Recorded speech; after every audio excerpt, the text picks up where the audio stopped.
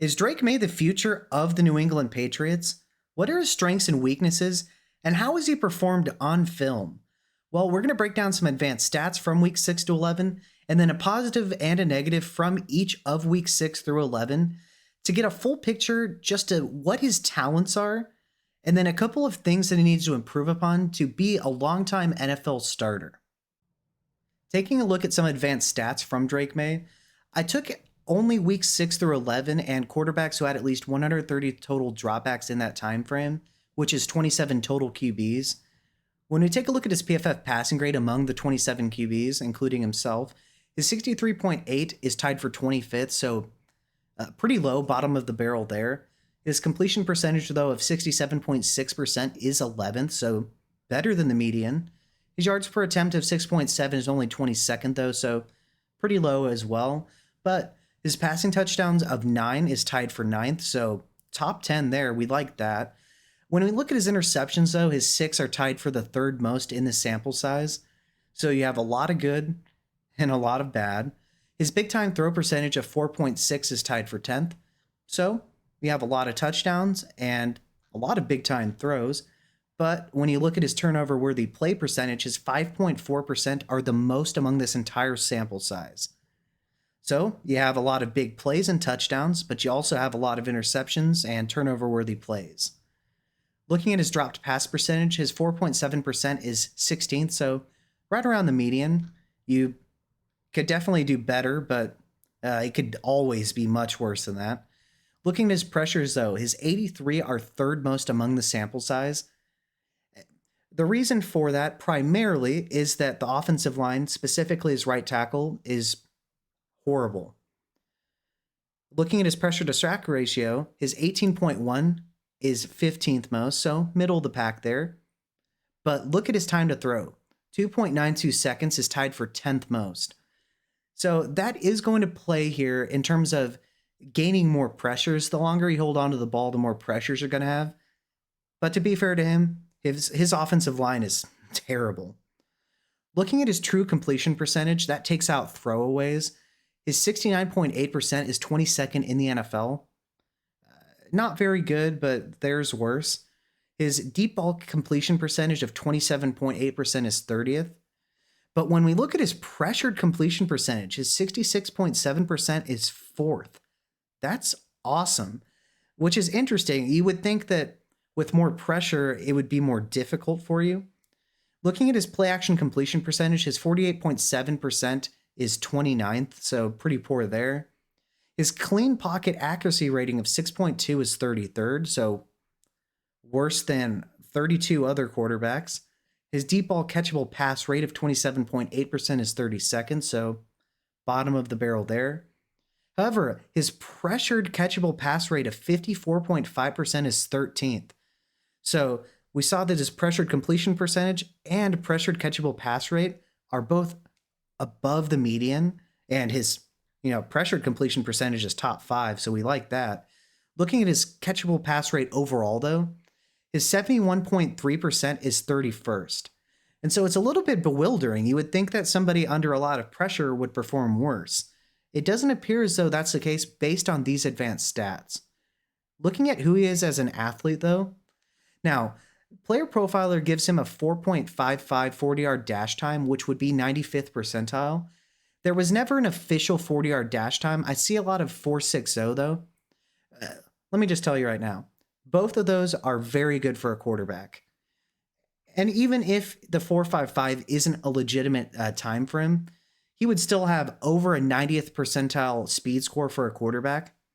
Looking at his vertical jump, though, it's pretty poor. And so he's not necessarily the burstiest athlete, but when he gets going, he is an absolute freight train in the open field, and he has a really good feel for rushing lanes. And so we see that his advanced stats are a bit of a mixed bag. It looks like we have a guy that makes a lot of really good high-end plays, but also puts the ball in harm's way. But what does the film say? Let's take a look. The first play we're going to look at here from Drake May is actually an interception. So you're going to have the tight end running a flat route down here. This wide receiver is going to slow play his release before running a fade. He's going to intentionally do this to create some space for this tight end in the flat in case Drake Maye needs to get this ball off. This receiver in the slot, when in motion to this side of the field, he's going to be running a crosser. And this receiver in the bottom of your screen is going to be running a go. The Texans are going to be in straight cover one man, so you're going to have man coverage throughout. And then you're going to have a deep center field safety. The deep center field safety is going to get the interception here on an overthrow from Drake Maye. And I'm not sure exactly as to the read progression here, but he had Boutte for a touchdown. I'll show you what I mean.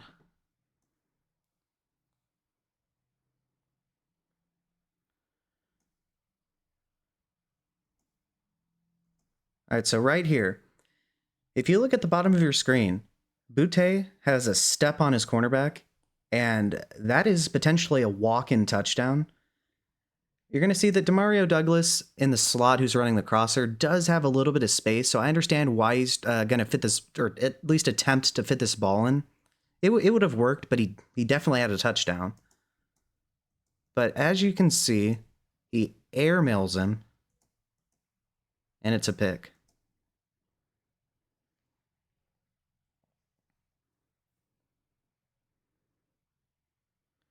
I do like that he gets in for the tackle, though. But I want to look. How did the pocket look?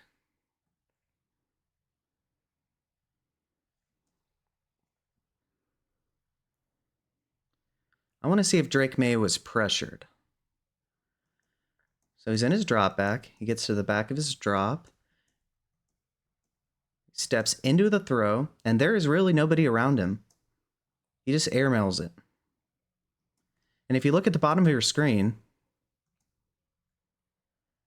he had a walk-in touchdown potentially, or at least, 30 yards.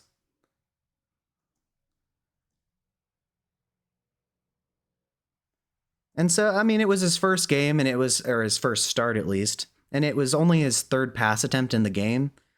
But there really isn't any excuse for that. That is just a straight up overthrow. So at that point of his career, in his first start, he really wasn't off to a great start. But let's see how we did a little bit later in this game. All right, so on the first play we took a look at, it was a pick. Let's take a look at his first career touchdown pass. This is the same game, and he could have potentially hit Boutte for a touchdown earlier. This time he does. Boutte is going to be running a fade. You're going to get the same action from this outside wide receiver, and you're going to have a dig from the slot. And then Hunter Henry is going to chip the end before running a little bit into the flat area. I'm not really sure exactly what route it was, but it doesn't really matter because that's not where Drake Maye is going. You are going to have cover one from the Texans, so you're going to have man coverage down there, center field safety, then you're going to have man coverage right here.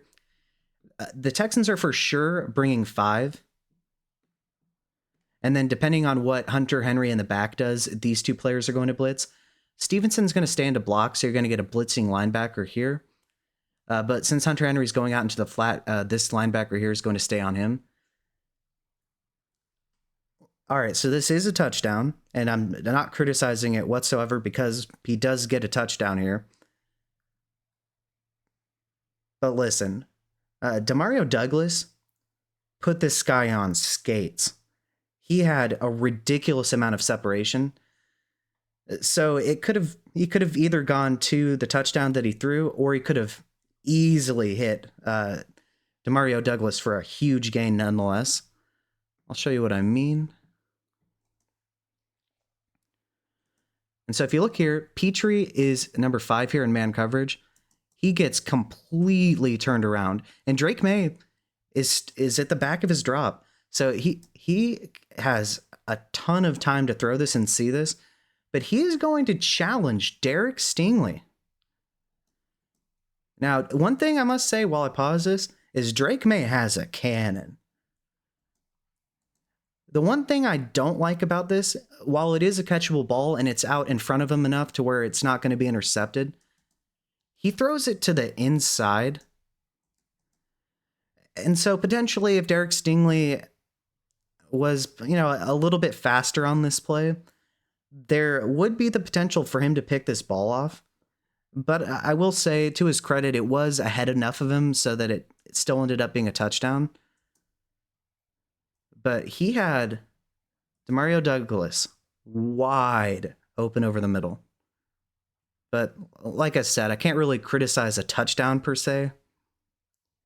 I really would like the ball to be a little bit more straight in front of him or potentially to the outside, just to make it that much more impossible for Derek Stingley to intercept this pass. But I'll show you from the top.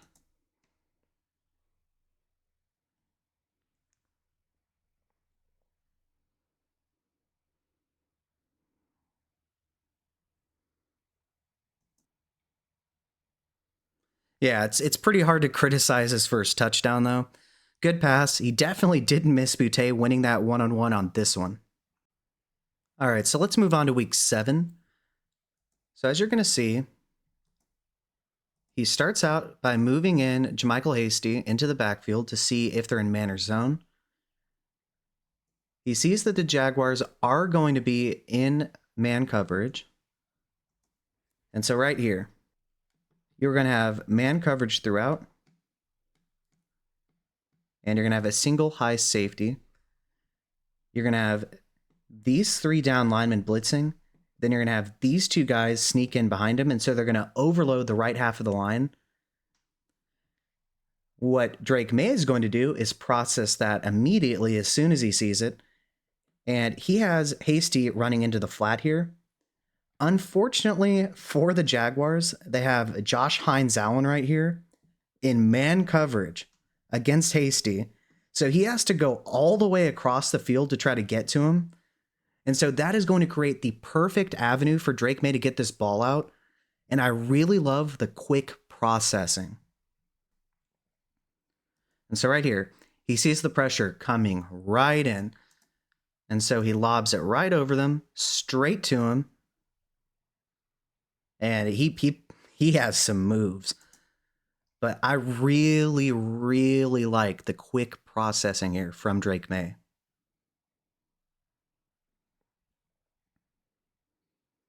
Just get the ball out. And side note, while he's a fantastic rusher, I really don't like, from the Jags' perspective, them putting Hines-Allen in man coverage against a running back like JaMychal Hasty, who is a very, very good receiving back. That is just a battle you are going to lose 11 times out of 10. Good play from Drake Maye. All right, so the previous play was a fantastic example of quick decision making. This is the same game, a little bit later, and this is the complete opposite. So he's going to have his receiver here on a corner. And what it looks like right now is that the Jags are going to be in a cover 1 man look, but it's a cleverly disguised cover 2. And so you're going to have a flat corner there, flat corner here. You're going to have a deep half safety here and a deep half safety here. Now, because the Jaguars are disguising the coverage, this safety is way out of position to make a play on this ball, and he is going to have room to get it over the cornerback here in the flat. He just needs to throw with some anticipation, man. He gets his guy absolutely decked.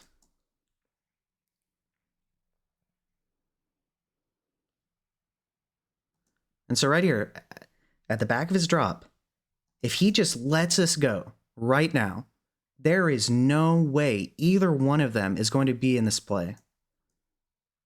But he just takes an extra second too long, lobs it up, and gets his guy absolutely decked. But let's take a look at the pocket.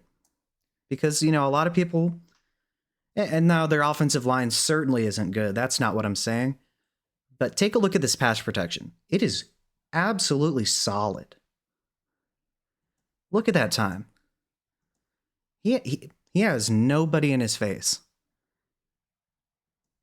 And then he lobs it up and gets his guy absolutely decked. He is going to get faster, but he really needs to work on speeding things up.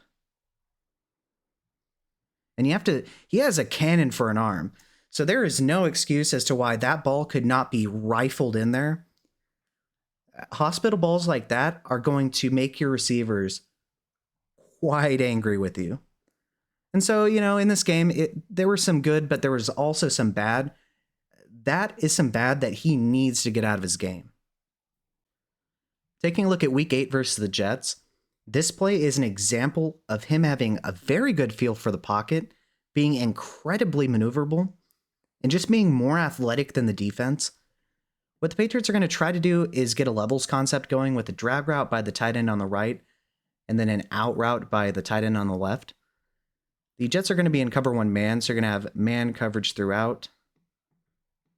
Then you're going to have this guy in a hook zone, and you're going to have a deep center field safety. I would like to think that Drake Maye was going to see the opening here, especially on the drag route, because he's going to have time to get this pass off if he really wanted to, but he would have been under a little bit of pressure to complete it. So I'm definitely not going to fault him because he's going to turn this into a touchdown. The end is going to get around here, and then you're going to get some interior pressure from this guy. And so what Drake Maye is going to do is he's going to split between the two of them and just be more athletic than the linebacker who's in the hook zone. This is some impressive stuff.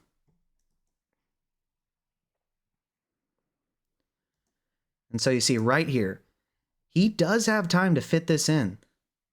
And this guy is about to pop open, but he can feel the edge and this interior pressure. And so he just takes off, and he is more athletic.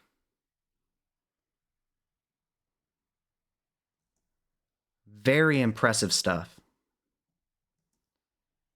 Sometimes he likes to drift into pressure, but I will say he is really good at avoiding the first guy. It's really hard to get him on that initial pressure. And when you create a lane for him to step into, he is a walking touchdown if he's within 20 yards from the end zone. All right, so just like with all the other games, we had some good and some bad. This is an example of you just need to speed up the play clock in your head and just decide what you're going to do. So he's going to have a slant open in the slot. He's then going to have a corner route that isn't open when he would need to make the throw per se, but once again, anticipation is the word here. If he would have thrown with some anticipation, he would have had it. Then this isn't going to be open, but this receiver is going to run a hitch, which is going to allow the running back to head into the flat, and he's going to be open. So he easily has the flat open, he easily has the slant open, and he's going, if he throws with anticipation, to have this corner route open. The Jets are going to be in a cover 1 man, so you're going to have a deep center field safety, and you're going to have man coverage throughout. And so this hitch route, because it is man coverage by the defense, is going to get right in the way of the cornerback trying to head to the flat. And this safety is going to be one-on-one in man coverage. And I definitely can understand not throwing this with anticipation, I guess. It would be preferable if he could. But without a doubt, he had this slant and this flat route completely wide open. But instead, he's going to hesitate, and he's going to get sacked because of it.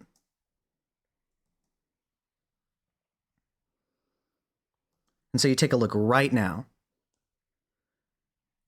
This flat is wide open. He doesn't, you could, to be fair to him, you can't per se know that this is going to be open, but it's going to be. But he is going to get some separation down here.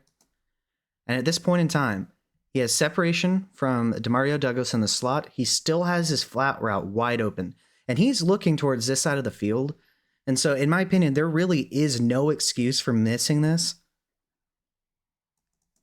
And at this point in time, he does have what he needs to see right here at the top of your screen, but he's just going to get sacked. You just got to get the ball out.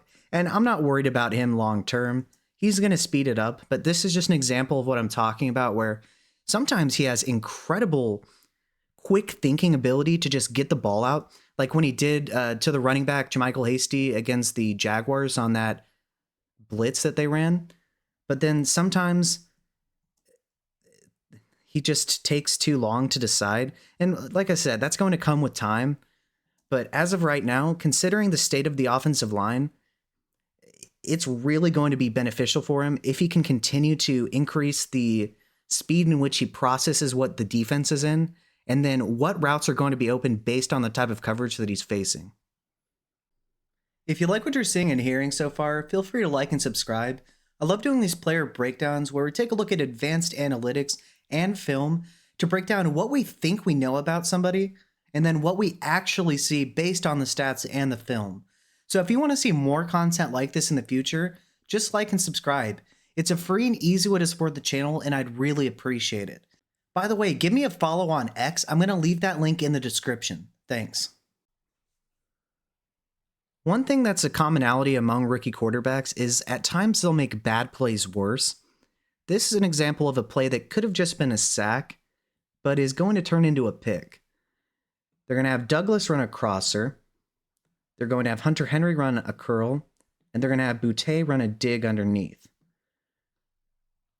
At this point in time, it looks as though the Titans are going to be in a cover 2 man look, but what they're really going to do is turn this into a cover 3. So you're going to have 2 deep third defenders. This safety is going to be the deep third in the middle, and then Hooker here is going to be the robber.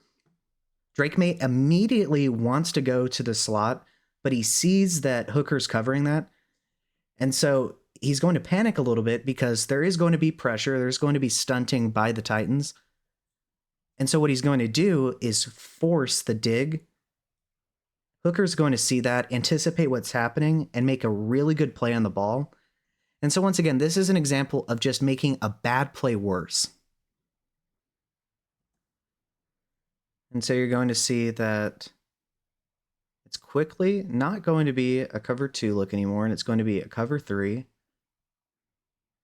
And so it's really going to get Drake Maye, because at this point in time, he wants to go straight to that crossing route, but he sees that Hooker is right up on it, and he's also going to feel the pressure coming from the right, so he's going to step to the left, but then he sees that somebody's coming right in front of him, and so what he's going to try to do is throw with a little bit of anticipation to the dig route, but Hooker is going to come from underneath, pick that off, and you have a rookie mistake, making a bad play worse. And now his offensive line did him no favors. Let's look at that.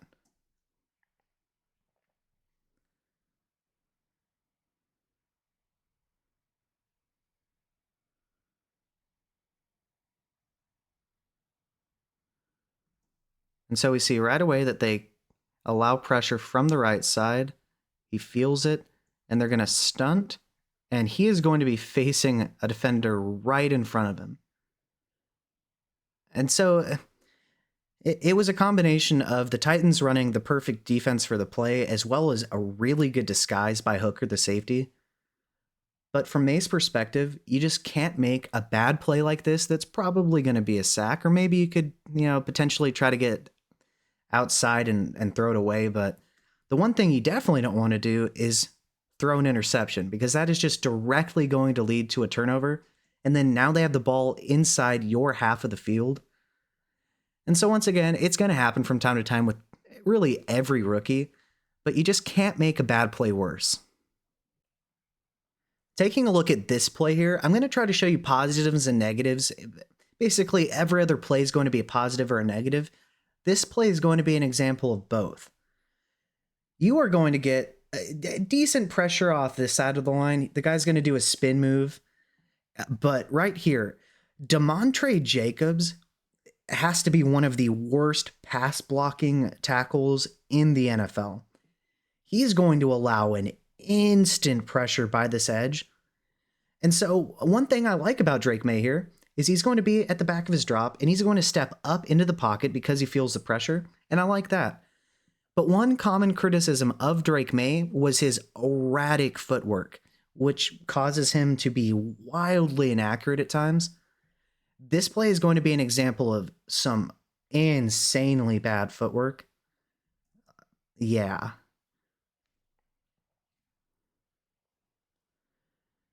And so as you can see, you see the spin move by the edge here, so he's going to get some pressure off this side, but he can feel that this Harris or Jacobs didn't do anything. He just allows this guy right through, so he is going to step up in the pocket here, but look at this, look at that. What is that? He's going to do a little hop and then jump off both feet and try to throw this ball. That is terrible.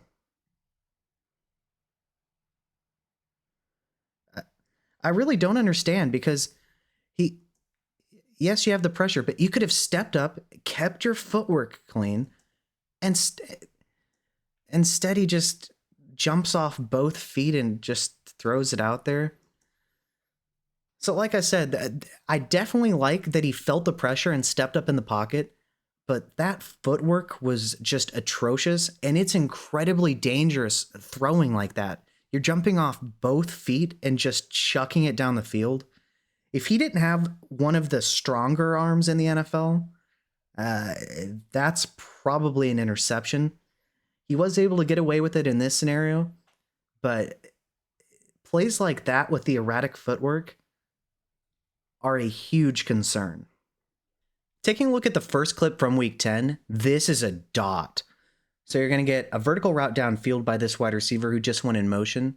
You're going to get a corner route from the tight end here. And then this tight end there in 12 personnel is going to block initially before releasing out into the flat. The Bears are going to be in a cover 3 match. So you would have deep third defender, and deep third defender. This guy's going to come up and be a robber. It's going to be match, so they're going to act in man coverage. And so you're going to get this guy, Kyler Gordon, straight up on the tight end here. The precision on this pass is beautiful. And I'll show you the footwork too. So he's at the back of his drop. He steps up. You'll notice no clicking of the feet. Launches it with perfect accuracy. What a throw. But more importantly, you know how I showed you the footwork earlier where he jumped off both feet to try to throw that pass down the field? This play is the complete antithesis of that in terms of the footwork. This is perfect footwork.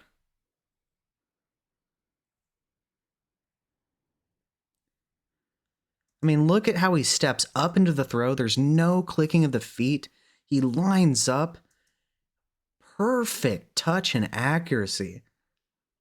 Beautiful. If he could do this every play, granted, the pocket's really good in this play. The play in which he jumped up and threw it down the field with no accuracy, a completely different pocket. And so that is going to play a factor here. But man, if he could just do this way more often, look, he's going to be a good player. I really like Drake Maye. We just need to see more of this. All right, moving on to the bad from week 10. This is one of the worst interceptions I've ever seen in my entire life, no joke. So you have an out and up by this wide receiver, and then you have this tight end running a crosser. The Bears are going to be in a cover 4, so you're going to have deep quarter, deep quarter, deep quarter, and deep quarter. And then you're going to have TJ Edwards here. He's going to float along with this crossing route. What the Patriots are going to do is they're going to run a PA fake and have him boot out to the right. TJ Edwards is right in front of the crossing route the entire time. I mean, he just throws it right to him with some terrible footwork, I might add, too. I'll show you what I mean. So they run the PA fake. And so he's rolling out. And so this crosser is completely covered. I mean, seriously. Drake Maye is looking the entire time. I don't know what he's looking at. And he just kind of chucks it with really bad footwork right to him. I don't even understand what he was looking at here.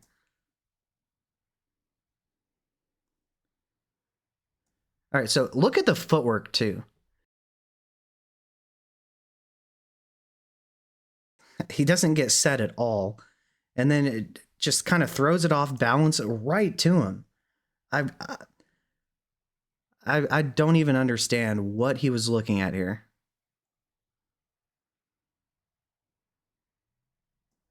That's an example of a play. You know, previously he had been under at least some duress that would, you know, it would be understandable to throw a pick when, you know, in that That one dig route earlier where the Titans, I believe, were running a stunt, and so he had pressure from multiple sides, and so he tried to throw with some anticipation and threw a pick. And this one, he was outside the pocket. There was really hardly any pressure. All you have to do is just throw it away. TJ Edwards was in front of him the entire time. I really don't know what he saw here, but that is one of the worst interceptions I have ever seen. All right, taking a look at week 11, you have a beautiful play from Drake Maye. Now, Kayshon Boutte, on the other hand, that is a different story. You're going to get double slants. The Rams are going to be in a cover 3, so you're going to have deep third defender, robber, deep third defender, deep third defender. And this guy's either going to be in a flat zone or a hook zone. Regardless, he's going to travel with the first slant, which is going to open up Boutte. He's going to be wide open. What you're going to have here is, finally, a really good pocket from the offensive line. You're going to have good footwork and an immediate release from Drake Maye. He's going to have perfect accuracy, and Boutte just drops it.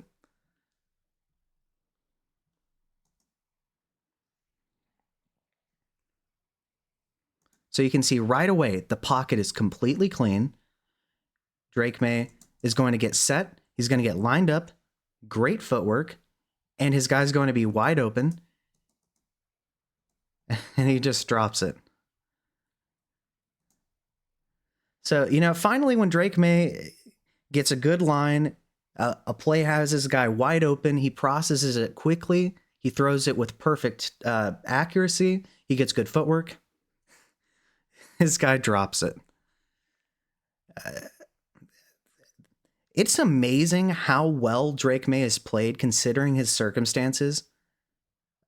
This is one of the worst situations imaginable for a quarterback, and he looks really good a lot of the time here on film. Taking a look at this final play. Now, to contextualize this, it's the fourth quarter. There's 1:55 left. It's 3rd and 13 from their own 25, and the Patriots are down 28-22. So being down 6 points, you have to get the ball in the end zone, obviously. And so I'm definitely not going to fault Drake Maye for trying to push the ball downfield. If you take little checkdowns and flats, you're not going to win the game at this point. And so once again, the decision to throw downfield, I am not criticizing in any way, shape, or form. The only thing I don't like here is the ball placement. What you're going to get is an out and up by this receiver here. You're going to get a deep over by Demario Douglas. You're going to get a crosser by the tight end. And then you're going to get a little comeback right here by this tight end. The Rams are going to be in a cover 6. So you're going to have deep quarter, deep half, and flat. Drake Maye isn't going to have enough time to get to the out and up, which is going to be open thanks to Demontre Jacobs, the right tackle, and his poor pass blocking. But what I don't like here is the ball placement. He's going to try to hit Douglas over here on the deep over, but he's going to throw it over here where the half field safety is. So let's say that it was miscommunication between the receiver and Maye, and the receiver was supposed to be running vertically down the field straight at the safety. Well, if that was the plan, then he would have either just been intercepted anyways, or he was going to throw a terrible hospital ball. I don't think it was miscommunication in terms of the route in which Douglas runs. I really think the ball placement just was not great here. But also, to cut him some slack, Demontre Jacobs is an absolute turnstile of an offensive lineman. And so real quick, let's look at the pass blocking. Everybody here is holding up, but look at Jacobs. He allows Byron Young to run right past him. And so let's go back to the beginning, and let's look at the ball placement. So he needs to throw the ball right about here.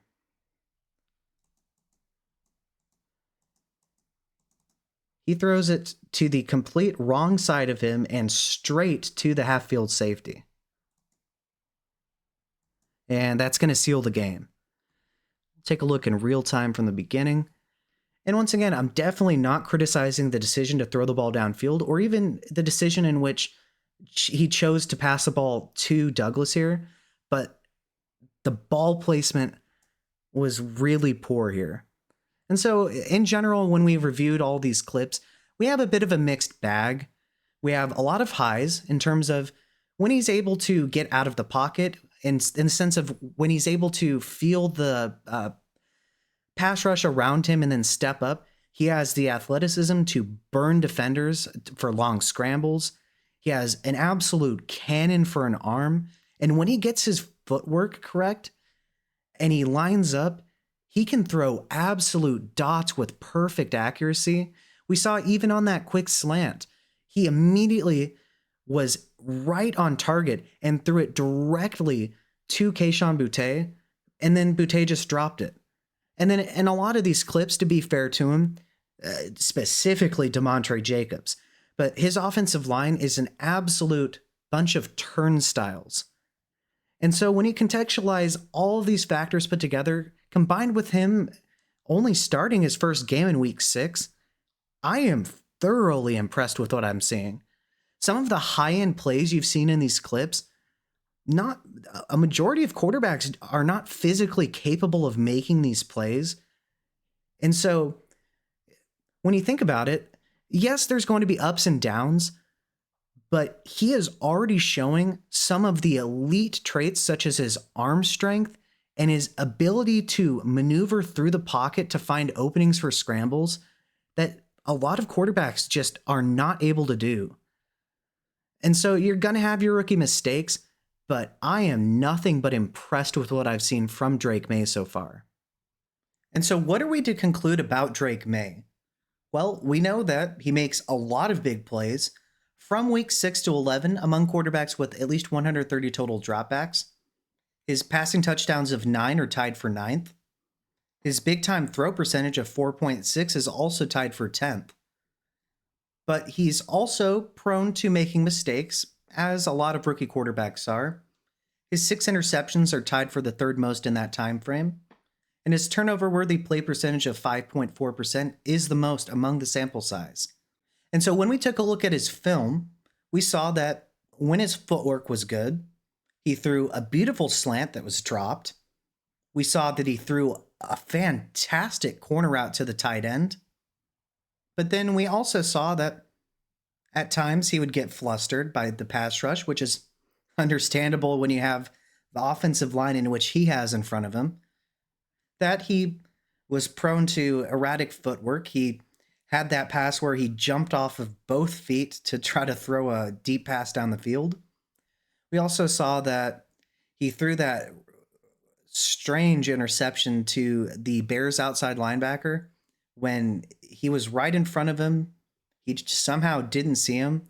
And so we do see, mistakes from time to time with Drake Maye, but considering he's a rookie and he's only been starting since week 6 with a terrible supporting cast, I think we have to be incredibly impressed with what we've seen so far. He has the elite ability to turn any scramble into a long touchdown.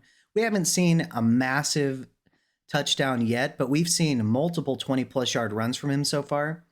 We saw that one play against the Titans where that hook zone defender was not remotely close to fast enough to beat Drake Maye to the edge. And we see that he has a cannon for an arm.